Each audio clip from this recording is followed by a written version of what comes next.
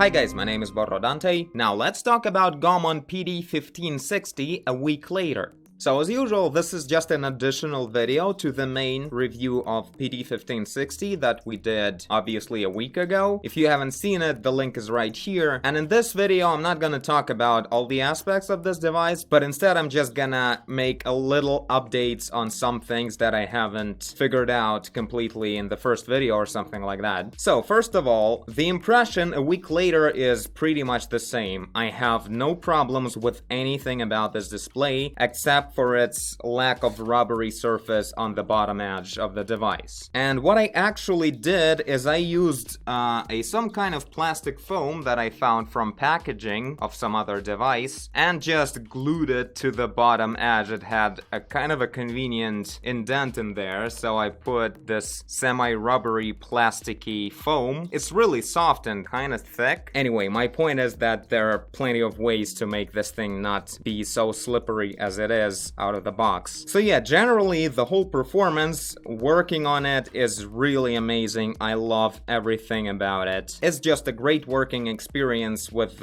just the right size of the display. PD1560 is almost 16 inch and my Companion 2 that I've been using for almost 2 years on this channel was 13.5 inch, so this is just perfect for me. It's a little increasement in size and its density of pixels is just enough to not see the gaps between the pixels, but at the same time I can tell every pixel apart. Like, I can work with the actual pixel precision and I don't have to use like the upscaling of the interface of Windows, so it works in 100% scale as the rest of the displays on my Windows 10 system. If you do have displays with high density, you know that this is sort of important because it's kind of a mess when one display increases the scale of all the buttons and texts. When you move Windows to it, it's just kind of gross and not all apps support that upscaling. You have some kind of cropped text sometimes. In this case, I could just bring it to 100% scale and it's just perfect as it is. Like, nothing is too small, it's just right. Oh, and one more thing that I almost forgot to mention is that when I compare it to Companion 2 and I say that it's only better than Companion 2, it's true for pretty much everything in the form factor, in the fact that the display is a bit bigger, in the fact that I don't care about the lack of tilt, but one thing that it kind of lacks, and I think absolutely every Chinese developer tablet lacks as well, is the touch. This is a drawing display that doesn't have touch at all. It doesn't really bother me that much when I actually paint, because I mostly work in PaintStorm Studio that doesn't support touch. I'm just used to use Alt, Control, Space combinations with the click to navigate, but in Photoshop, for instance, you could use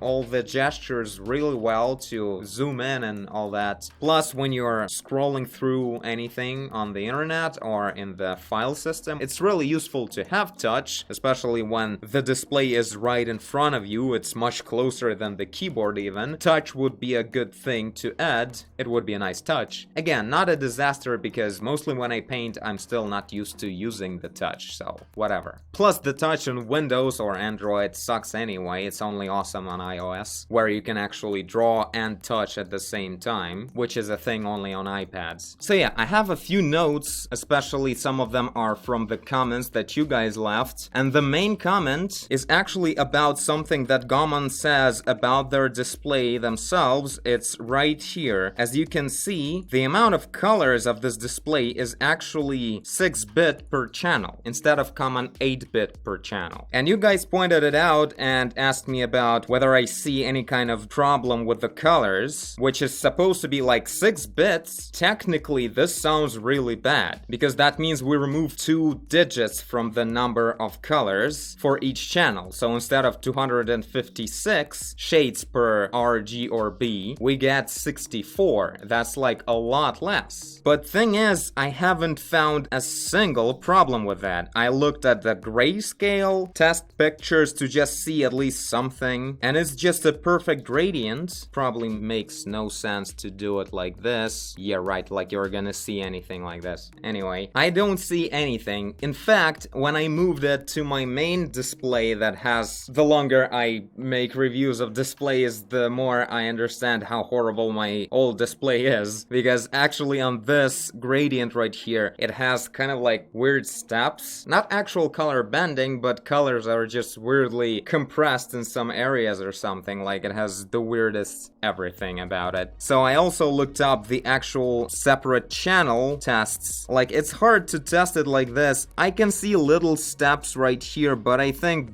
this is pretty much a normal thing for the actual 8-bit color depth. 8-bit has color bending if you look closely at separate gradients like this when they're long enough. So super tiny, they're smaller than this lens cursor that I have right now. I can kind of see them, and I see them as well on other two displays that I have right here. So I don't know, this looks to me like a perfect 8-bit color depth. So I did a little 3-second research on Google, and well, there was a forum post right here where someone asks about what's the difference between 8 and 6-bit, and one answer that actually brought some light to the whole situation is right here. Martin H says that while it is technically true that 6 bits has much less colors generally, any recent screen uses dithering to get nearly the full color range. So we have 16.2 million colors when pure 8-bit would have 16.7 million. And it's done by changing the pixel quickly, so I guess sometimes you would see a little barely noticeable flickering of a certain shade of gray. I remember I saw it somewhere, maybe on this display, maybe this is also a 6-bit display, but I don't know if many people know what I'm talking about, but sometimes you can see it. I don't know what that is. Probably this is what it is. This is probably a 6-bit display. The point is that there are a few of tricks that smaller color depth displays would use to simulate a full range of 8-bit displays. Also, it's altering the shade of nearby pixels, so basically it's creating, like, you know, in the old school graphics, it has like a chess positioning of colors to simulate the in-between color of them and stuff like that. Not only that, there's a bunch of different tricks they use to simulate that. So that's how I can explain the fact that I don't see any problem. Like, I don't see any color bending on this color rectangle right here. Let me stretch it. Oh, there's actually a limit. So yeah, no color layers or anything. Definitely not something that I would expect from actual 64 shades per channel. I don't see any lines or anything. Like, this is a pure, beautiful color box. So there's that, but do keep in mind that technically this is a 18-bit display. 6 bits per channel of red, green, and blue. Okay, what else? Yeah, the driver update. This is actually funny. I haven't actually talked to Gaomon guys after I released the first review, and if you remember, I changed something in the settings like this when I was demonstrating the layout and everything. Then I pressed cancel, and in this button there was actually a not cancelled change that I made. It would be like Control E. After that, I looked up the update for the driver just myself, and I noticed that they have a literally yesterday update, and I installed it, and this little glitch is gone. So they watched and they changed it, which is kind of really nice. So yeah, the driver has no problems with anything anymore. Oh yeah, and another thing, I probably won't be able to show it to you at all. This is actually another little glitch with the driver, I would probably say. Hopefully the guys from Gaomon will watch this video as well. It's really hard to show it because it happens kind of rarely, but frequently enough to kind of bother you. Anyway, the point is that when the driver is on and you have the icon in the tray, even when it's hidden like this, it will sometimes kind of restart. It will show up as a gray version of this icon and then go back again, either right here or hiding back into this panel again. It happens for about half a second, and if you're like watching a full screen movie or doing something else full screen, the whole taskbar will blink into your view for half a second or maybe for a second. So there's there's something about driver that it restarts itself every now and then. I probably won't be able to show it to you like this. Maybe later I will just record my display for an hour and it will show up. But yeah, that's just the thing that happens. Keep in mind that the current version of the driver, at least for the next week, will have this little glitch that it kind of blinks every now and then a little bit. It's almost nothing, but it's kind of a bit annoying, and it's 100% this driver, because when I turn it off, I never get this glitch, so it's definitely that thing. Alright, what's next? Yeah, the thing that I forgot to specifically mention in the previous video, although I kind of pointed it out, that since this pan is identical to the pan in its brains, it's the same kind of pan that Huion GT191 has, it has the same kind of nuance of the fact that you have to have this kind of distance when you press the pen. It starts working immediately, like when you just barely touch the display, you're already drawing a very semi-transparent line. So it has a good start point of detecting the stroke, which is good, but probably not everyone will like the fact that you have to press for such a long distance. This is, I think, more than a millimeter, right? Maybe just about the millimeter of distance when you press the button. So what it feels like is a very soft touch. It's kind of a bit close to what you actually feel when you paint with the actual brush with oil paint or acrylic paint. So for me personally, this is like perfect because I barely ever draw, I mostly paint. But yeah, keep in mind that this is a thing. It's probably something I should always mention if it happens with a pen of the drawing device. So yeah, aside from that, it only doesn't have tilt, but it's perfect. It's really precise. It has no wobbling whatsoever. It's a really great pen.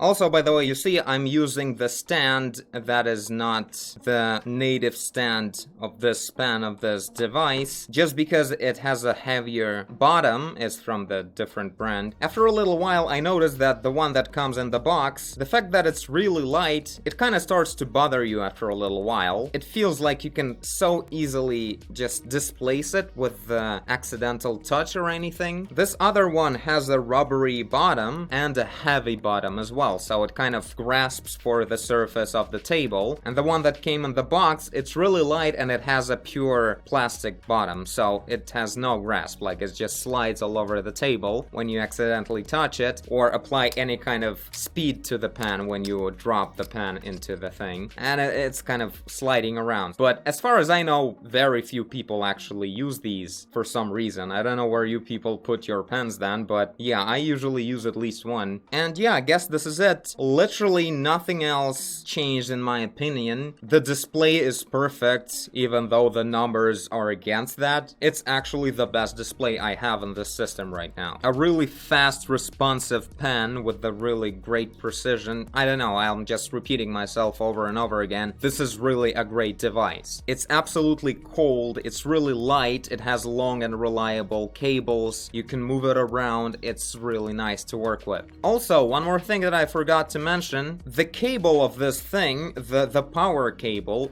doesn't have a brick. This is the first drawing display, including both generations of mobile Wacom's, that doesn't have an actual brick. When you connect two things, it's just two connectors without a brick. And it supplies the display with power through USB Type-C, which is really clean and awesome. The cable part is just amazing. I love it so much. So yeah, I guess let's keep this video short. This is it about this device. Anything I had to add about it? Ask more questions about PD1560 if you have any. And I thank you for watching if you did. I guess you did if you're here. Leave a like and subscribe. Tell a friend. Check out the links in the description. Do whatever you want. And I will see you in the next one. Bye!